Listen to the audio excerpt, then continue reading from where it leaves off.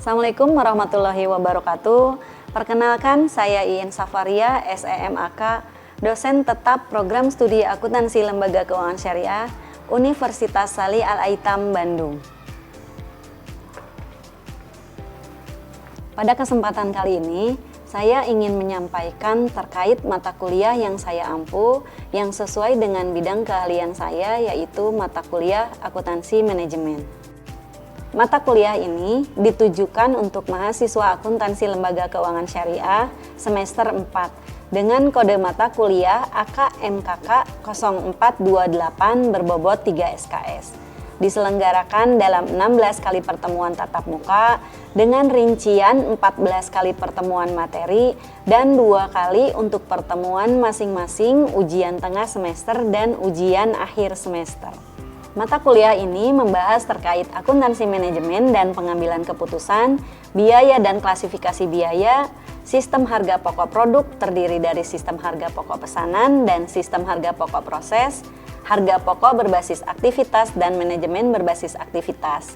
Tidak hanya itu, mata kuliah ini juga akan membahas harga pokok variabel dan harga pokok penuh, analisis biaya volume laba, penyusunan anggaran, analisis biaya untuk pengambilan keputusan, penentu harga jual, serta manajemen persediaan.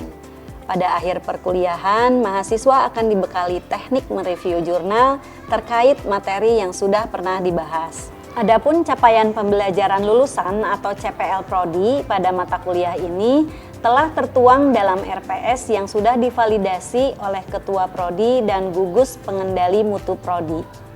Capaian pembelajaran mata kuliah yang diharapkan antara lain CPMK 1, mahasiswa mampu menjelaskan konsep, ruang lingkup, dan peran akuntansi manajemen dalam proses perencanaan, pengendalian, dan pengambilan keputusan.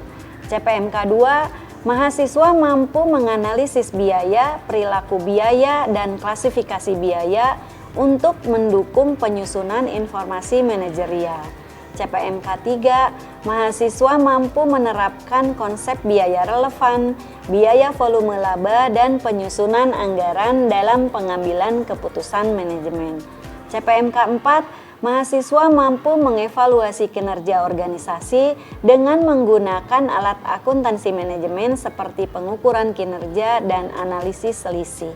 CPMK 5, mahasiswa mampu menyusun rekomendasi keputusan manajerial berdasarkan informasi akuntansi yang relevan, logis, dan sistematis. 3 komponen utama dalam proses pembelajaran mata kuliah ini adalah Delivery, Interaction, and Assessment atau DIA. Untuk delivery, saya memberikan materi dan RPS yang dapat diunduh langsung oleh mahasiswa pada sistem e-learning Edlink, serta presentasi interaktif yang langsung dilakukan secara tatap muka untuk mendukung pemahaman mahasiswa. Materi yang saya sampaikan didukung oleh beberapa media pembelajaran seperti video, kuis interaktif, Canva, juga notebook LM sebagai media pendukungnya.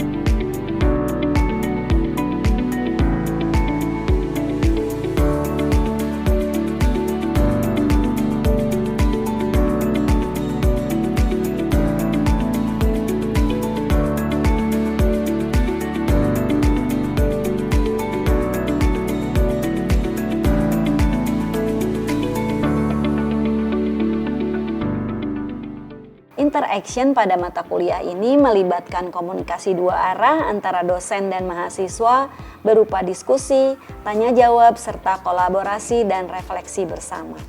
Asesmen atau sistem penilaian yang saya lakukan dalam mata kuliah ini mencakup asesmen formatif untuk penilaian proses yang dilakukan melalui kuis, tugas individu dan tugas kelompok, serta penilaian sikap dan keterampilan sesuai RPS. Selanjutnya, asesmen sumatif untuk penilaian akhir berupa UTS dan UAS. Model pembelajaran dalam mata kuliah ini adalah student centered learning, yaitu pendekatan pembelajaran yang menempatkan mahasiswa sebagai pusat kegiatan belajar. Dengan model pembelajaran ini, diharapkan mahasiswa aktif mencari, mengolah, mendiskusikan, dan menerapkan pengetahuan agar lebih mandiri dan kritis. Referensi yang saya gunakan dalam mata kuliah ini buku karya ahli seperti Geren Noren dan Brewer, Hansen dan Mowen, Muslihah dan Saiful Bahri, serta artikel jurnal yang bereputasi yang memiliki nilai kebaharuan agar mahasiswa mampu mengikuti perkembangan ilmu pengetahuan dan teknologi masa kini. Berikut adalah video proses pembelajaran pada mata kuliah akuntansi manajemen dengan materi pada pertemuan pertama, yaitu akuntansi manajemen dan pengambilan keputusan.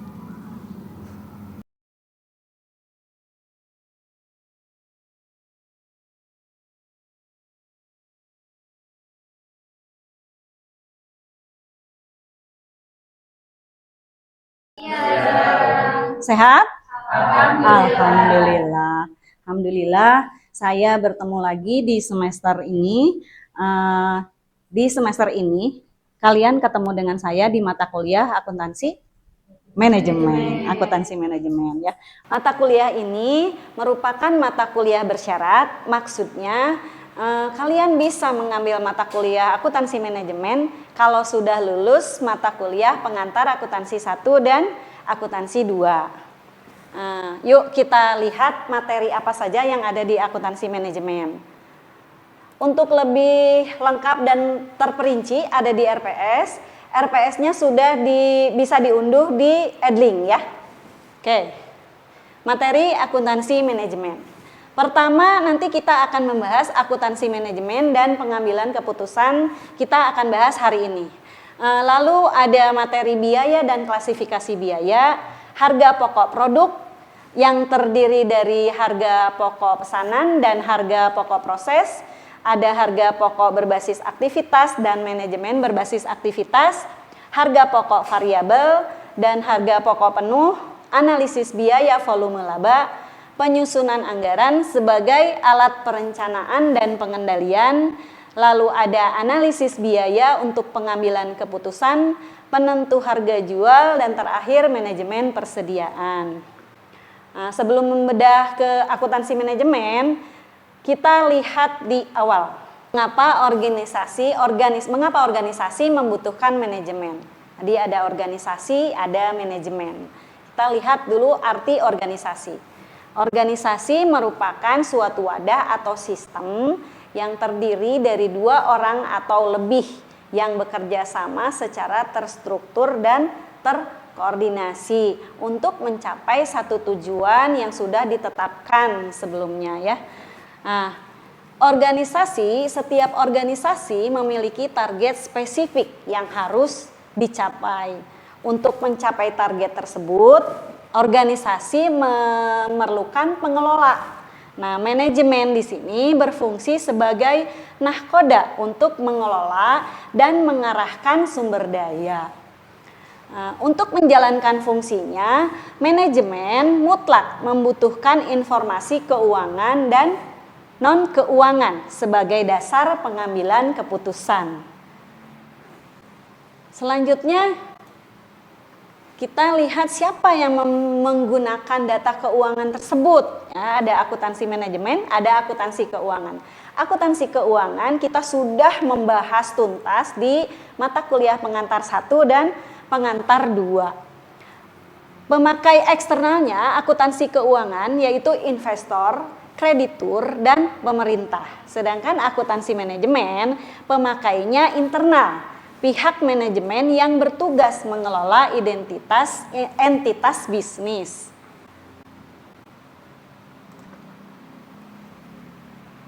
Akuntansi manajemen, definisi akuntansi manajemen merupakan proses mengidentifikasi, mengukur, melaporkan, dan menganalisa peristiwa ekonomi untuk mencapai tujuan organisasi. Fokus utamanya menyajikan informasi bagi pihak manajemen. Contohnya pemasaran misalnya ya. Manajemen pemasaran butuh laporan penjualan tersegmen per produk ya. Contoh lain produksi, divisi produksi misalnya bagian produksi. Manajer produksi butuh informasi biaya untuk keputusan memproduksi sendiri atau membeli dari luar.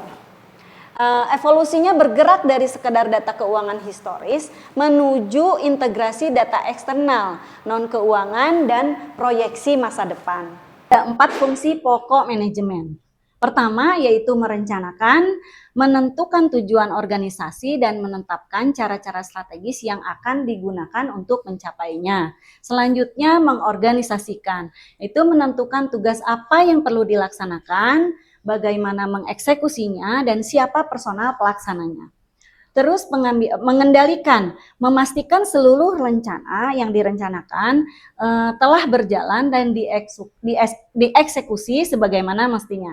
Terakhir, pengambilan keputusan. Inti dari tugas manajemen selalu dihadapkan pada pilihan strategis ya, di setiap langkah operasi. 2 tujuan mutlak, yaitu menyediakan informasi dan fungsi perencanaan atau pengendalian dan menjadi dasar utama pengambilan keputusan. Pertama, kita kalau di sistem akuntansi manajemen itu input dulu ya. Di input, di dalamnya ini sistem menerima masukan berupa data dari peristiwa ekonomi. Setelah di input, masuk ke dalam proses. Sistem memproses masukan melalui tahapan identifikasi. Makanya tadi ya ada definisinya akuntansi manajemen itu mengidentifikasi. Sistem memproses masukan melalui tahapan identifikasi dan pengukuran data. Di akhir ada output. Selanjutnya kita lihat distribusi informasi berdasarkan hierarki. Jadi ada tiga level manajemen. Yang pertama top manajemen, middle management, dan lower management ya. Informasi akuntansi manajemen bukanlah format one size fit all. Maksudnya itu satu ukuran. Kalau di baju itu kan ada satu ukuran untuk semua orang misalnya ya. Kalau di manajemen itu tidak bisa gitu. Karena kan di levelnya aja sudah berbeda. Top management, middle management, lower management. Kebutuhannya pun berbeda ya. Pada dasarnya informasi yang dibutuhkan oleh setiap tingkat manajemen berbeda satu sama lain, bergantung pada jenis keputusan dan fungsi manajerial mereka. Kita bedah satu-satu ya. Manajemen tingkat atas, visinya jangka panjang. Siapa yang berada di manajemen tingkat atas? Yaitu ada direktur dan wakil direktur. Fokus fungsinya pengendalian strategik. Sifat keputusannya tidak terstruktur, tidak rutin, tidak ada metode universal, memerlukan penilaian manajerial tinggi. Contoh keputusannya melakukan merger atau akuisisi.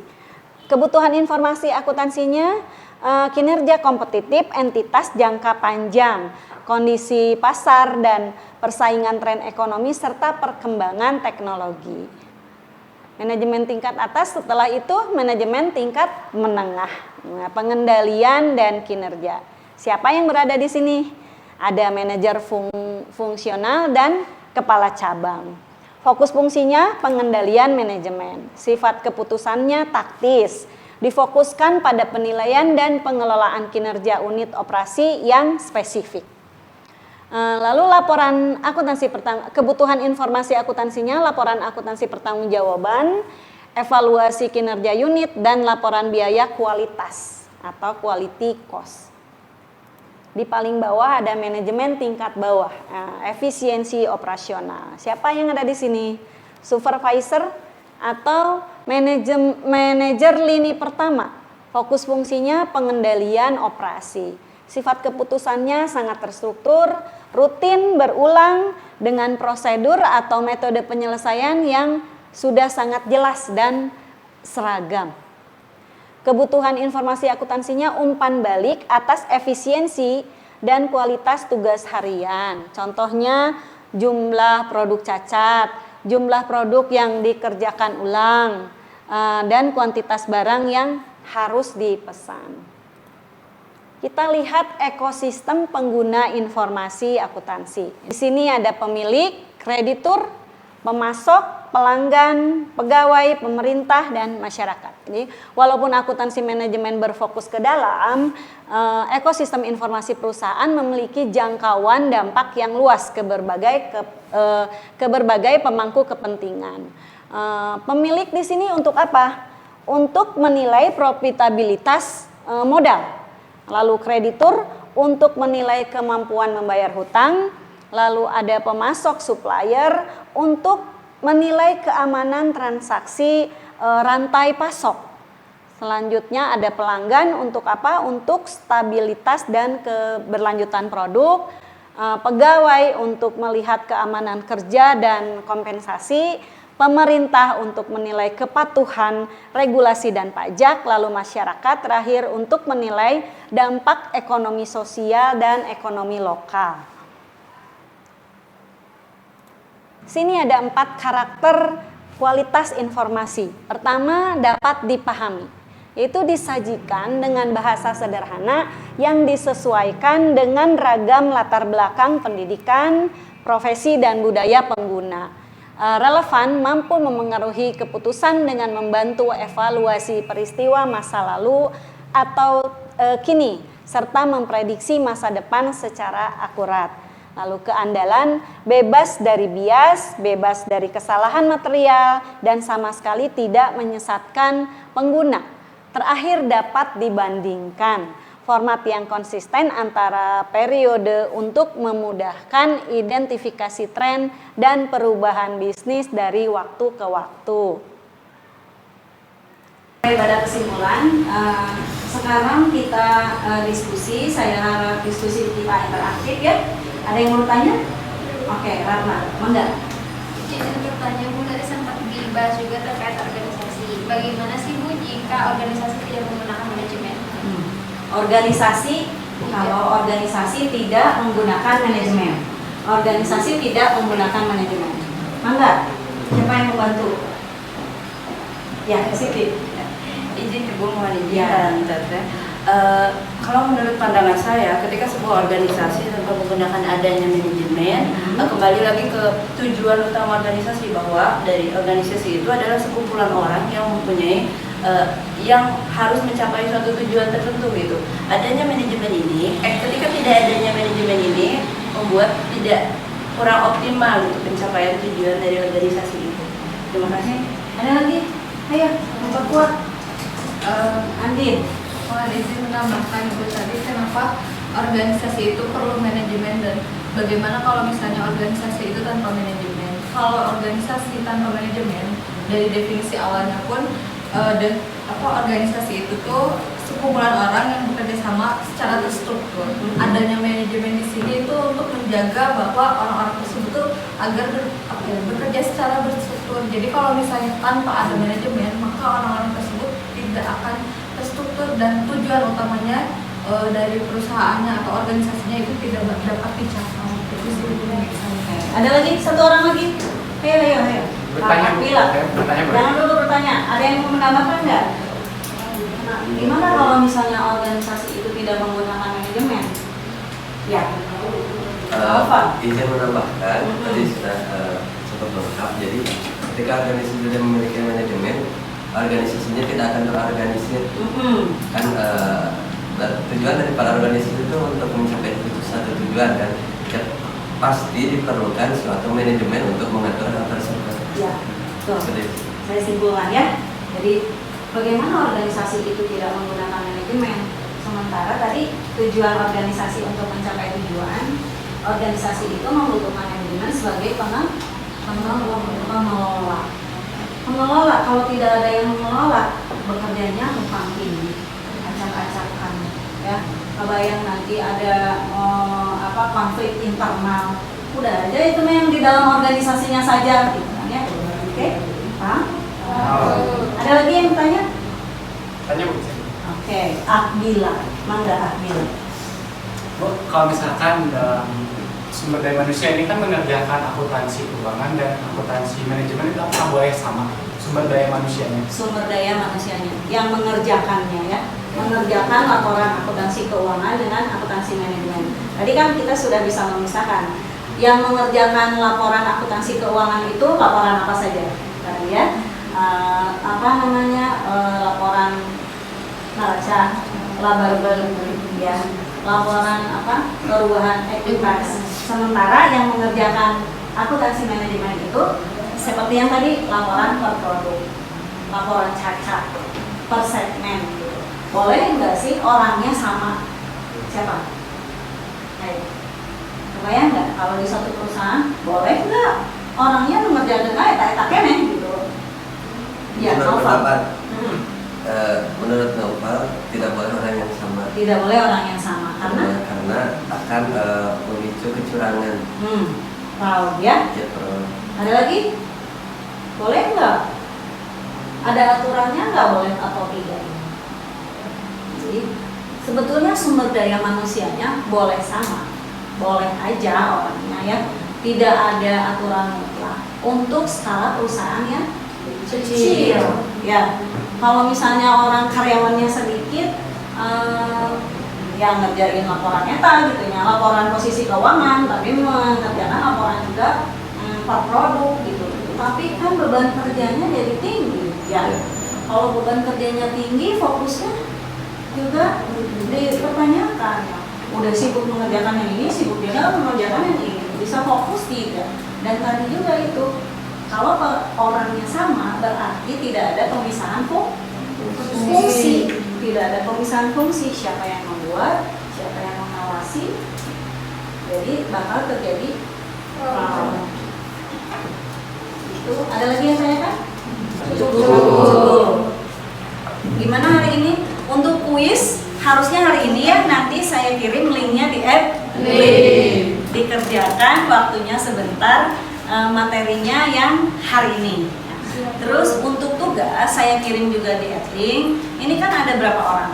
Dibagi kelompok, nanti laporkan ke saya. Tugasnya tolong dicatat, mencari artikel yang relevan dengan materi sekarang, yaitu akuntansi manajemen dan pengambilan keputusan, atau akuntansi manajemen sebagai dasar untuk pengambilan keputusan ya.